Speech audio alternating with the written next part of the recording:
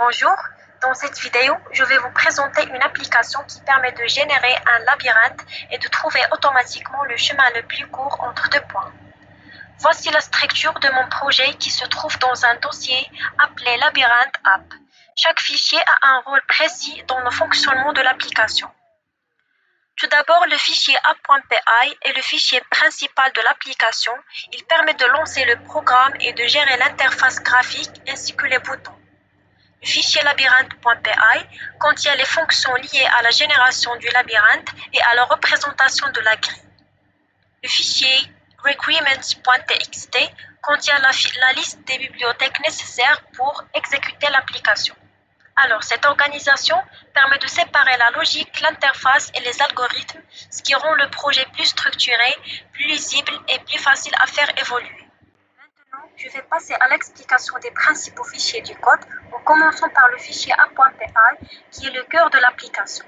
Il permet de créer l'interface interactive à l'aide de Streamlight, d'afficher le labyrinthe sous forme graphique avec Matplotlib et de gérer les interactions de l'utilisateur à travers le bouton. Ce fichier s'occupe également de sauvegarder l'état du labyrinthe et des chemins trouvés grâce au système de session, afin que les données ne soient pas perdues à chaque action. De plus, il contient les fonctions responsables du dessin du rat et l'affichage du labyrinthe et de l'animation du déplacement du rat le long du chemin optimal. Le fichier labyrinthe.py regroupe toute la logique interne du projet. Il contient une fonction qui gère un labyrinthe aléatoire sous forme de matrice, où chaque cellule peut représenter soit un mur, soit un chemin. Ce fichier implémente également l'algorithme BFS qui explore le labyrinthe de manière progressive afin de trouver le chemin le plus court entre le point de départ et le point d'arrivée. Une fois la sortie atteinte, le chemin est reconstruit et renvoyé vers l'interface pour être affiché. Et finalement, pour le fichier requirements.txt, contient la liste des bibliothèques nécessaires pour pouvoir exécuter correctement l'application. Il permet de s'assurer que toutes les dépendances comme Streamlight, Matplotlib et NumPy sont installées avant le lancement du programme. On est arrivé maintenant au lancement de l'application à partir du terminal en exécutant l'instruction suivante. Après un instant, l'application va être apparaître.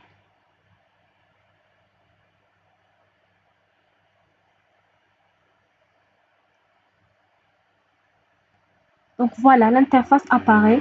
On a trois boutons, générer labyrinthe, explorer chemin optimal et exploiter chemin le plus court.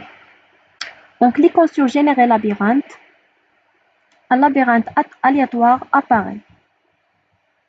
On clique sur explorer chemin optimal. Si on a un chemin, donc l'exploration est terminée et le rat va suivre le chemin qui était tracé. C'est le chemin optimal.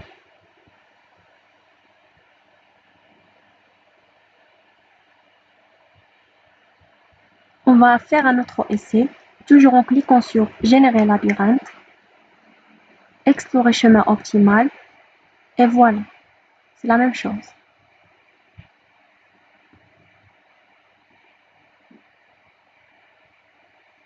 On essaie toujours avec générer labyrinthe.